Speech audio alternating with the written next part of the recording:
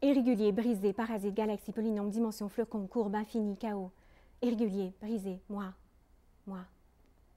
Qui suis-je? Je ne sais pas. Que suis-je? Je ne sais pas. Je savais. Je ne sais plus. Du plus petit à l'infiniment plus petit, je m'efface. J'ai disparu des yeux qui me regardaient, trop petite pour être vue. Et me voilà pourtant ici. Je n'ai pourtant pas débordé des limites instaurées à l'extérieur par le cercle enfermé par le triangle initial et à l'intérieur par le cercle qui n'a qu'un seul point de contact avec le triangle. Je n'ai pas explosé, je n'ai pas implosé. Oui, peut-être que oui. Ils avaient l'impression que je n'étais pas claire. Pourtant, la clarté est là, devant moi, autour de moi, elle m'englobe moi, mais pas les autres. Irrégulier, brisé, parasite, galaxie, polynôme, dimension, flocon, courbe, infini.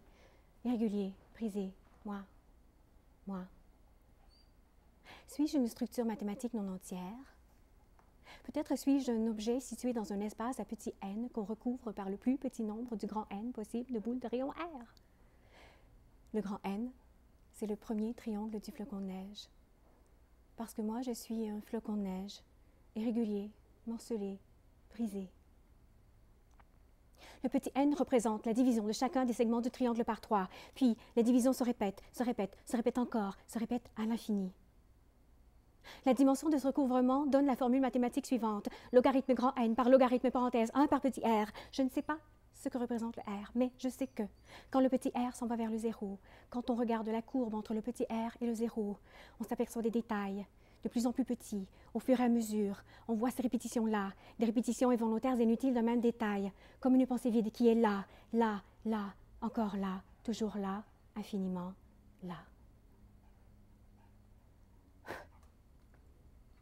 Ma première intuition me pousse à penser que si le périmètre de cette figure-là penche vers une valeur sans limite, la surface de dimension de la dite figure est donc limitée par une frontière infinie. Et puis, le flocon tombe. Le mouvement du flocon dans le temps se coordonne dans un système de l'espace qui lui est familier à lui, mais pas aux autres. Irrégulier, brisé, parasite, galaxie, polynôme, dimension, flocon, courbe, infini, chaos. Irrégulier, brisé, moi. L'évolution du phénomène dépendrait du petit n variable. Moi, si je suis le flocon, je peux choisir les coordonnées que je veux à l'intérieur d'un système non préétabli. Moi, le flocon de neige, je peux choisir ça, ça m'appartient, je peux contrôler ça. Souvent, l'espace conduit à une myriade de dimensions. Ce n'est pas grave, c'est juste irreprésentable graphiquement pour les autres. Disons que l'évolution du phénomène est représentée par un point à l'intérieur d'un espace fictif. Disons que l'ensemble des points dessine une figure qu'on nomme attracteur, parce que les points créent une force d'inertie. Disons que l'attracteur, pour un flocon, c'est le sol. Le flocon de neige est attiré vers le sol.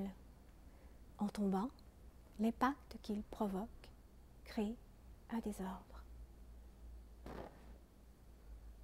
Et là, je vois. J'aperçois que le désordre, le flocon, lui, aime ça. Mais l'environnement qui gravite autour du flocon n'aime pas le désordre. Le flocon est donc une entropie, une fonction d'état extensive, une fonction d'état qui est proportionnelle à la quantité de matière présente. Ce flocon-là a une valeur imprédictible parce qu'il est sensible aux conditions initiales. Très sensible, trop simultané, trop chaotique.